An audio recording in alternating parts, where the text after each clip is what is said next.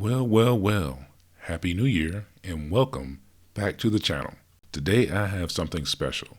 I've been wanting to talk about this for quite a while, but I just didn't dedicate the time to actually rewatching this until now.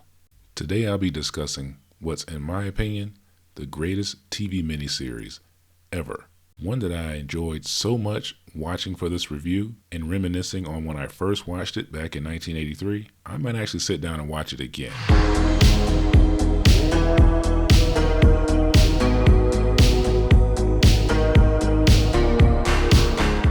V was a two-part miniseries that debuted May 1st, 1983.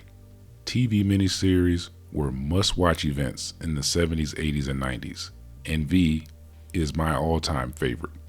I was 5 years old when this miniseries was released, and I vividly remember loving it. And I also remember the anticipation for it. It was one of those things that everyone seemed to have watched, and you could pretty much talk to anybody the next day about what happened the night before, and everybody had an opinion, and everybody seemed to love it. I mean, if there really were critics of V back then, I do not remember. I mean, miniseries like these had you glued to the television set.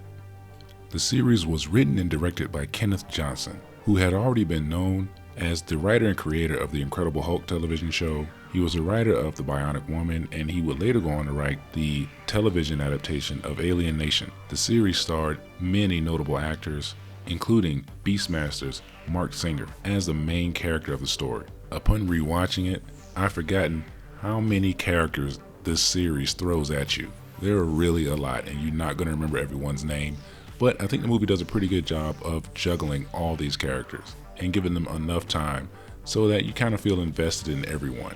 There's at least one character that this story could absolutely do without because she's so annoying, but I'll get to her later.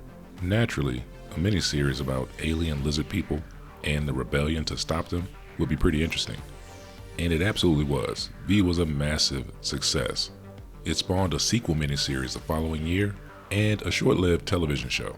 And if you've never seen this original miniseries, or you haven't seen it in a really long time like me, you're going to notice a ton of relevance to current cultural and political events. It's amazing how a miniseries that came out 42 years ago, or nearly 42 years ago, is so relevant to today.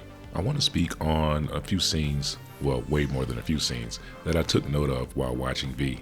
They were either continuity errors, things that are relevant to today, or just other little weird things that I noticed while watching it. You don't have to look closely to notice that Mark Singer's camera changes 3 times in the opening scene. Did his partner Tony get grazed by an M60? That seems unlikely. The scene of the visitors arriving is objectively cool. There is some wonky special effects, but it was 83 and it was a TV miniseries. I really feel like Independence Day took a lot of inspiration from this scene. This band is playing the actual Star Wars theme for the visitors. I most certainly do not need to explain the relevance of this scene. First we had to fight you hunkies for a job, then it was the Mexicans, now these creeps, and they ain't even from this planet. Well, they took our job! They took your job! I honestly enjoyed the way exposition is done in V. It's all done via flashback, and they basically condense scenes that would have taken, 10 or 15 minutes individually, and condense them down to like 1 or 2 minute conversations. Take this scene for instance. A couple is basically gossiping amongst themselves about a meeting and a party they had with the visitors. And as they're talking to each other, they're talking about the weird things that they noticed. Had this been done traditionally, this would have been a scene of a party that would have gone on probably too long. We get to meet a pre-Freddy Krueger Robert Englund, who plays kind of a goofball but really sweet alien. This is 1983. Is Diana bisexual? Mark Singer's ex is just tripping, honestly. This conversation has been had in black families for literal centuries. Sorry, but can't all of us be Dr. Kildare, you know what I mean? Uncle Tom. Oh, come on. That Uncle Tom stuff doesn't work anymore.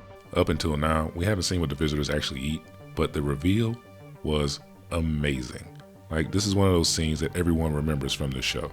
Shortly after, we get to see what their lizard faces look like underneath.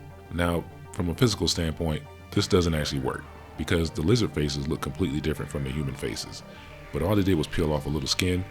You definitely see the lizard under that human skin. But anyway, you can kind of let it go because it is an 80s TV movie. V leans very hard into its comparisons with Nazi Germany.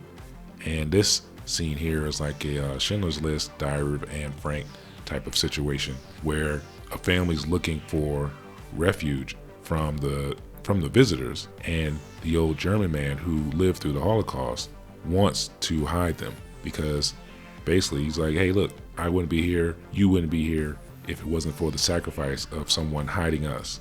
The irony of this scene: an immigrant smuggling a white family across a checkpoint. This is where we find out that the lizard spit. Okay, last cool thing I noticed. The little girl is playing with Mousetrap, an E.T. toy, and Transor Z, which, since this is 1983, Transor Z I don't think was released in the US until 1985, and it was dubbed. It was actually originally Mazinger Z and released in the 70s in Japan. So I guess she's playing with a Mazinger Z toy, which is objectively kind of cool. I mentioned earlier that I wanted to talk about the character that is just really the worst in the show. Every decision she makes is terrible. It leads to people dying. It leads to the resistance, being nearly wiped out. Her infatuation with one of the visitors leads her to get pregnant, which is the cliffhanger that the original miniseries leaves off on. I honestly think her character is really a lazy way to introduce some kind of conflict into the show. They could have been done so much better just without stupid characters. I do want to talk about some of the relevance of this original miniseries, because I'm telling you, if you watch it, you will see a lot of similarities to today's society. First, authoritarianism and resistance. The series depicts an alien invasion disguised as this benevolent visitation, with the visitors slowly establishing control over human society. This mirrors historical and modern concerns about authoritarian regimes, gaining power by exploiting trust and spreading propaganda. The resistance against the visitors parallels real-world struggles for freedom against oppressive systems. This echoes themes of resistance movements in various contexts worldwide. Second, propaganda and misinformation. Now, we all know about this misinformation thing. V was on it back in '83. They highlight the use of media manipulation and propaganda by the visitors to control public opinion. This remains highly relevant in an age where misinformation and quote-unquote fake news influence political landscapes, social movements, and public trust. Third, fascism. The visitors' behaviors and tactics intentionally invoke imagery of fascist regimes, particularly Nazi Germany, with the propaganda, persecution of dissenters, and use of collaborators. These themes remind modern audiences of the importance of vigilance against the rise of authoritarian ideologies. Fourth, environmental and resource exploitation. The visitors had a hidden agenda which involves draining the Earth's natural resources and enslaving humanity, and eating them too. This resonates with contemporary concerns about exploitation of the environment, climate change, and the ethical dimensions of resource use in the globalized world. Fifth, and this is a big one, immigration. The initial framing of the visitors as friendly outsiders raises questions about social attitudes towards the other and how fear can be weaponized against those perceived as different. 6. Unity and diversity. The human resistance in V includes people from diverse backgrounds. Emphasizing the unity and diversity is key to overcoming oppression. As you can plainly see, the writer of V was very forward-thinking.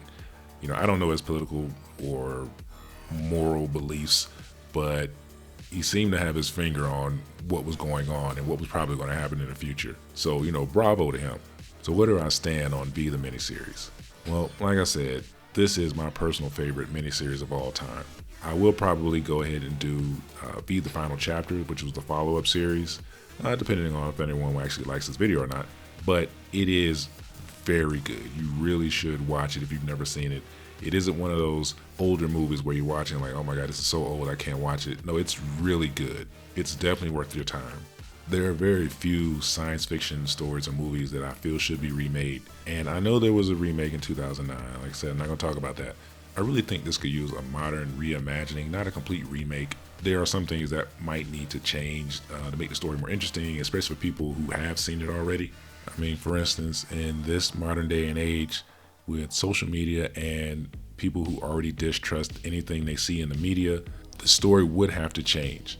The humans wouldn't be nearly as accepting of the visitors initially like they are in the series. I mean, in the series, there are people who are like, I don't know if we should trust them, but most others were willing to give them a try.